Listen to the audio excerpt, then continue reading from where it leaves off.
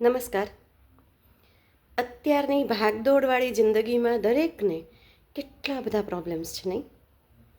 Problems ઉપરથી એક સાવ નાનકડી સરસ મજાની વાર્તા ક્યાંક વાંચેલી છે, એ શેર કરું છું.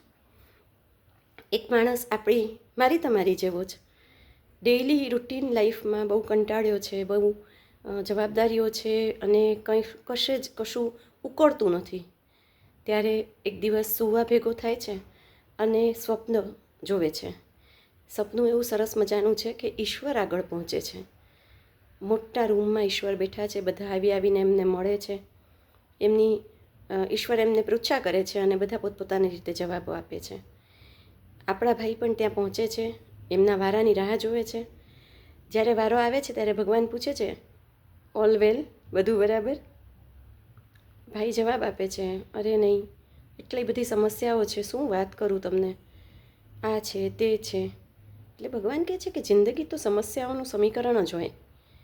તો ભાઈ તરત કહે છે કે એવું નથી હો, મારી સામે ઓલા આંટી રહે છે ને, એને તો જો જલસાથી જીવે છે જિંદગી, અને બાજુવાળા ભાઈ, એને તો તમે જુઓ સુખ જ સુખ છે. એટલે ભગવાન કહે છે એક કામ કર બેટા, બાજુના રૂમમાં દરેકના પ્રશ્નો પોટલામાં પડેલા છે, દરેકના નામ પોટલાની ઉપર લખેલા છે. તને જે લોકોના પ્રશ્નો જોવા હોય કે એમના જીવનમાં શું સમસ્યાઓ છે, તો પોટલું ખોલીશ એટલે તને જોવા મળશે.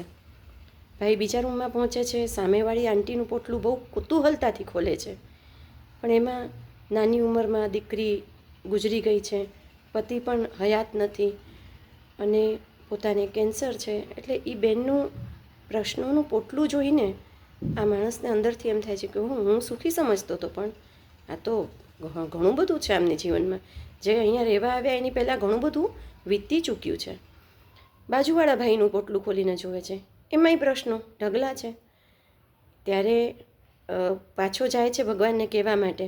તો ભગવાન એને હસતા હસતા કહે છે કે વાંધો નહીં, તારે આમાંથી કોઈનું સિલેક્શન કરવું હોય, તારે બીજા કોઈનું પોટલું લેવું હોય, તને હળવું ફૂલ મજાનું ગમતીલું લાગતું હોય તો લઈ શકે છે.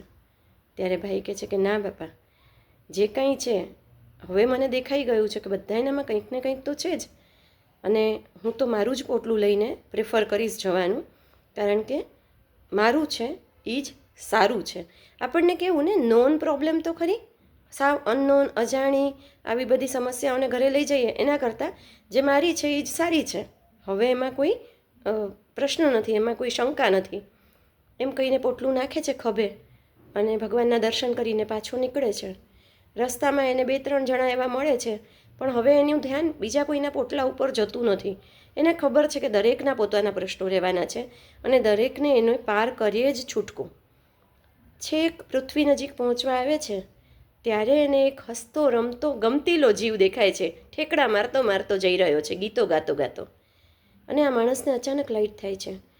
એ કહે કે તું, તારી પાસે કોઈ પ્રશ્નો નથી, સમસ્યા નથી કોઈ? કે છે ને, તારા નામનું પોટલું ભગવાને નથી બનાવ્યું? ઓલો ભાઈ કહે છે ને, બનાવ્યું હોય ને, બધાના પોટલા હોય, તો મારું કેમ રહી જાય? તો આ ભાઈને હવે અસમજ ચાલુ થાય છે કે આવું કેવું, આને તો બિલકુલ કોઈ ભાર નથી, સમસ્યા નથી લાગતી. ત્યારે એ ભાઈને પૂછે છે કે તો પછી તારું પોટલું ક્યાં છે? અને એ ભાઈ મસ્ત જવાબ આપે છે, અરે ભાઈ, પોટલું જોવાનું હતું, જાણવાનું હતું, સમસ્યાઓને આટલું બધું એનાલિસિસ તમે કર્યું, આની સમસ્યા શું છે, ઓલાની શું છે, મારી છે એ જ સારી છે મારા માટે, પણ છેલ્લે એ પોટલું ત્યાં પ્રભુના શરણે મૂકીને આવવાનું હતું. અને ત્યાં જ આની આંખ ખુલી જાય છે. સમસ્યાઓનું એવું જ છે, ભેગા લઈને ફર્યા કરીએ તો સમસ્યાઓ આપણી સાથે જ રહેશે. અને જે આરાધ્ય છે, જે આપણે એક અલ્ટિમેટ એનર્જી, ભગવાન, ઈશ્વર જેમાં માનતા હોઈએ, જેના શરણે જતા હોઈએ, બસ પ્રશ્નો ત્યાં મૂકી દઈએ અને આનંદથી, ગમ્મતથી અને એન્જોય કરતાં કરતાં જીવન જીવી લઈએ. એ જ વાર્તાનો સાર હતો. દરેકને આવી તક નથી મળતી. જ્યારે સમજાય, જ્યારથી જાણીએ ત્યારથી શરૂ કરીએ.